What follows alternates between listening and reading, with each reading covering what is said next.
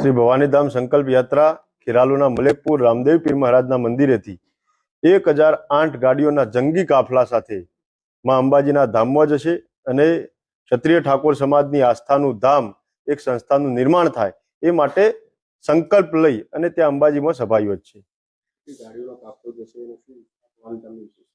ક્ષત્રિય સમાજ વતીથી 1008 ગાડીઓનો લક્ષ્ય નિર્ધારિત કરવામાં આવ્યો છે, પણ 1008 થી પણ વધુ ગાડીઓના જંગી કાફલા સાથે આ યાત્રા યોજાશે.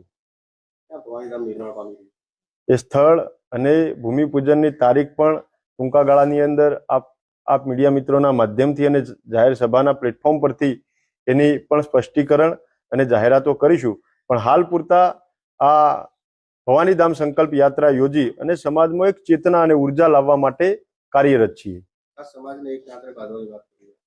ક્ષત્રિય ઠાકોર સમાજને એકતાના તાંતણે બાંધવા માટે નિરંતર વર્ષોથી પ્રયત્ન કરી રહ્યા છીએ, પણ આ ધાર્મિકતાના ભાવથી, ધર્મના માધ્યમથી અને ધજાના માધ્યમથી સમાજને જોડવાનું કામ કરી રહ્યા છીએ. આ ભવાનીધામ બનવાનું છે તે ધાર્મિક મંદિર બનશે કે શૈક્ષણિક સાથે સામાજિક વિકાસ માટે બનશે? સામાજિક, શૈક્ષણિક, આર્થિક, રાજકીય અને સમાજના સર્વાંગી વિકાસ માટેનું આ ધામ હશે અને પોલિટિકલી જેને પણ માનવું હોય પાવર હાઉસ ભવિષ્યમાં નિર્માણ થશે, એમાં કોઈ લેશ માત્ર શંકા નથી.